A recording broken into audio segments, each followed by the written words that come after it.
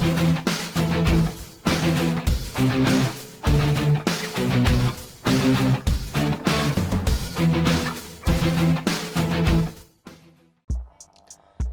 mati melawan kelompok sebelah.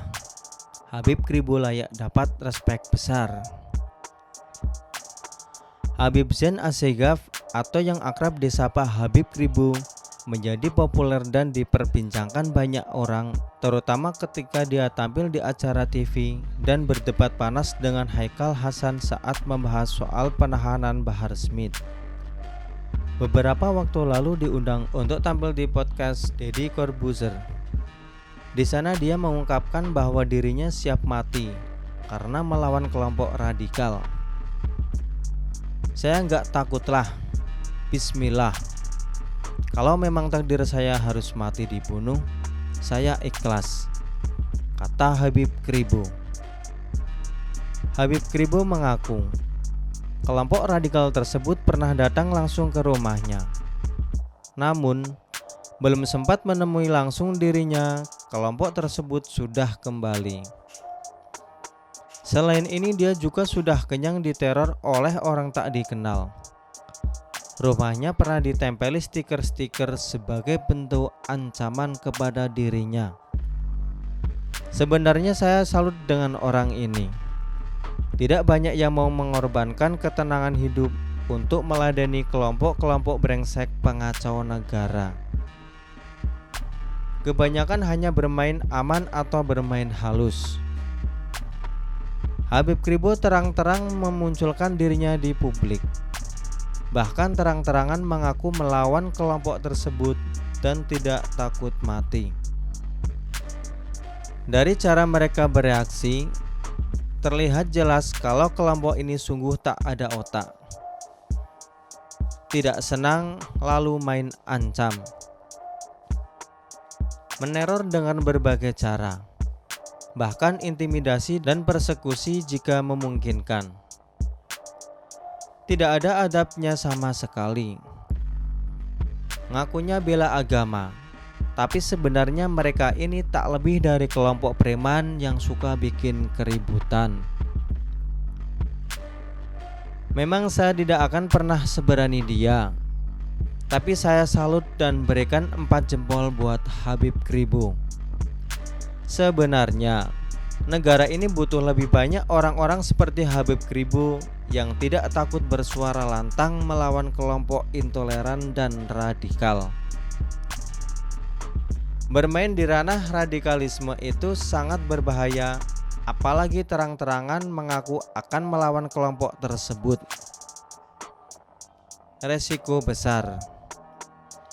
Beda kalau bermain di ranah politik yang jauh lebih aman. Yang dihadapi Habib Kribo bukan kelompok yang patuh aturan dan menjunjung tinggi hukum, melainkan kelompok pengacau yang menganggap negara ini milik mereka sehingga suka melanggar aturan. Mereka lebih suka menggunakan kekerasan dalam menyelesaikan masalah. Kelompok inilah yang sebenarnya masalah terbesar di negara ini. Sebuah negara bisa porak-poranda juga karena mereka. Jika ada peluang, mereka bisa membuat kekacauan di mana-mana. Dan munafiknya, mereka bangga dan merasa benar telah melakukan itu atas nama agama. Lihat saja apa yang mereka lakukan terhadap Ahok. Itu sebenarnya hanya sebagian kecil dari apa yang bisa mereka perbuat jika diberi panggung yang jauh lebih besar. Sebenarnya melawan mereka bukanlah masalah besar. Masalahnya, mereka jadi pengecut ingusan ketika sudah ditabok dan ditempeleng. Saat garang, mereka tidak kenal aturan. Aturan diinjak dan dilepehin. Ketika ditempeleng dan terjepit, mereka teriak dizolimi dan mendadak tahu aturan dan melapor. Kelompok ini tidak bisa diajak dialog. Di otak mereka hanya berpikir gimana caranya bikin gaduh dan rusuh. Disenggol sedikit maunya langsung main bacok. Emosi mereka seolah sudah terkubur ribuan tahun. Begitu digesek sedikit saja, langsung meledak bergemuruh. Habib Kribo pun mengaku tak mau terlibat dialog dengan kelompok tersebut. Sebab kelompok tersebut bukan mencari kebenaran, tapi memaksakan kehendak.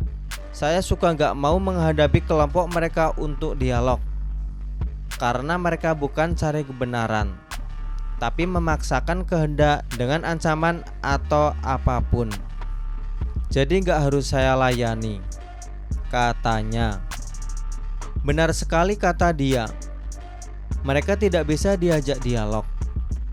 Kalau dialog dengan mereka, tidak akan ketemu win-win situation, karena mereka super egois. Hanya tuntutan mereka yang harus didengarkan. Hak kita, pret, kalau mereka mau dengarkan. Bayangkan saja, surga aja bisa mereka klaim seenak jidatnya. Lantas apa manfaatnya dialog dengan mereka selain buang-buang waktu? Saya hanya bisa mendoakan yang terbaik buat Habib Kribo. Perjuangannya tidak mudah. Kenyamanan hidupnya jelas terganggu oleh berbagai intimidasi, ancaman, dan teror. Ini semua demi NKRI agar tidak dirusak oleh kelompok sebelah. Dia berhak dapat respek besar dari rakyat Indonesia yang waras dan cinta NKRI, karena bagi kelompok sebelah dia adalah musuh yang harus disingkirkan.